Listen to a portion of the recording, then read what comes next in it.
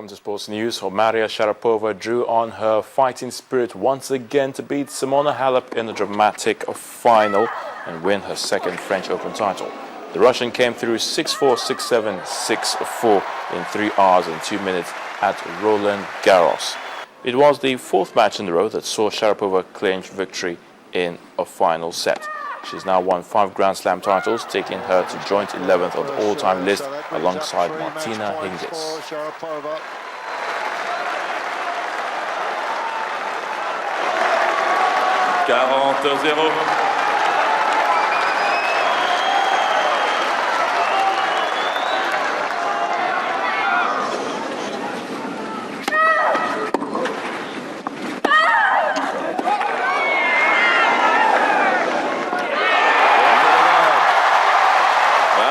That will do it for Maria Sharapova. She came through and won the last 8 points.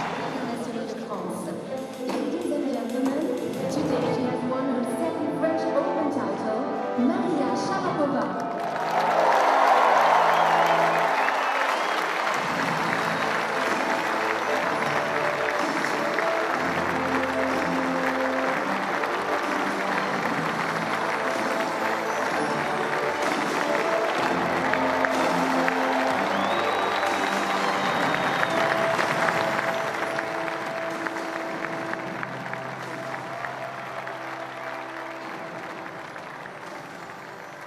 The champion once more here.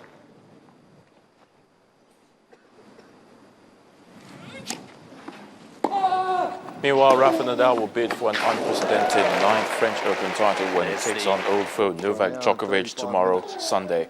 While the world #1 will also be aiming to lift the Musketeers Cup for a record 5th consecutive year and take his Roland Garros record to 67 wins and just 1 defeat. Victory will hand the 28-year-old Nadal a 14th Grand Slam title, just 3 behind the record of 17 held by Roger Federer, who is nearly 5 years older. That's long as well. So Murray struggled on. Coach Stephen Kesher will have a final chance to juggle his first team before the kickoff of the World Cup when the Super Eagles battle United States later tonight. Well, this will be the first meeting between the two teams at full international level, with first choice left back Elderson Echejele doubtful. Juwon Oshaniwa will play his first game since the AFCON 2013 final. Skipper Joseph Yobo is expected to partner Godfrey Obwabena in the heart of the defence after Kenneth Omero was ruled out owing to a slight knock in his knee.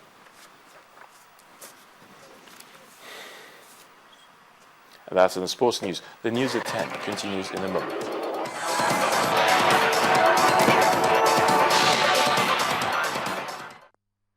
On the international scene, chocolate king Petro Poroshenko has been officially sworn in as president of Ukraine, and the new leader wasted no time in rolling out a plan that will hopefully bring peace to the conflict-torn east of the country. The 48-year-old tycoon, who won the May 25th election, offered political concessions to people in the east and said he did not want war or revenge. But he also said he had told Russia's president that Crimea, which Moscow had annexed, will always be Ukrainian.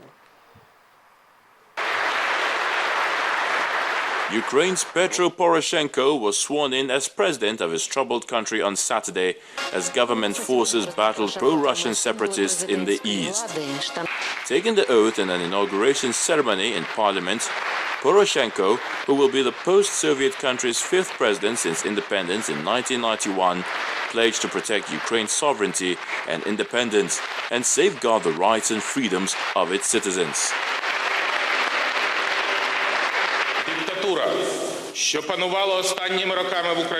The dictatorship which ruled in Ukraine for the last few years was aiming to deprive us of this future, and people rose up against it.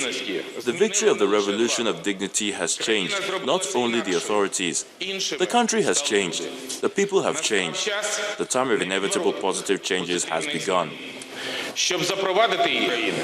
Leaders of 20 countries attended the ceremony in the capital Kiev, including longtime Russian ally, the Belarusian President Alexander Lukashenko, as well as the US Vice President Joe Biden.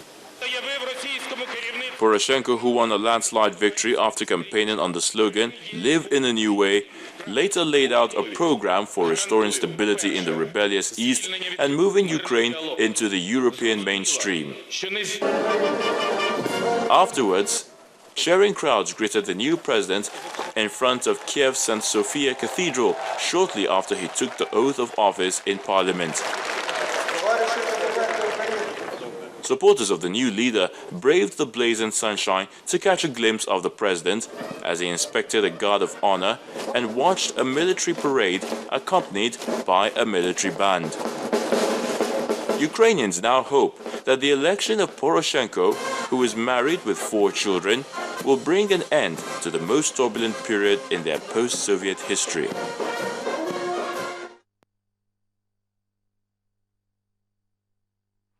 And the main news again. Former Minister of Information and Director General of NAFDAC, Professor Dora Akunyili, has died at the age of 59.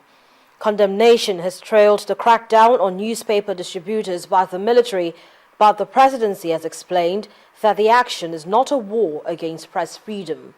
And the PDP governorship campaign in Ekiti State received a boost as President Jonathan and some party leaders today stormed the capital, Ado-Ekiti, for a rally in support of the candidate, Ayo Fayose. That's the news at 10 tonight. Thank you so much for being a part of it. I'm Harriet Agbini. Good night.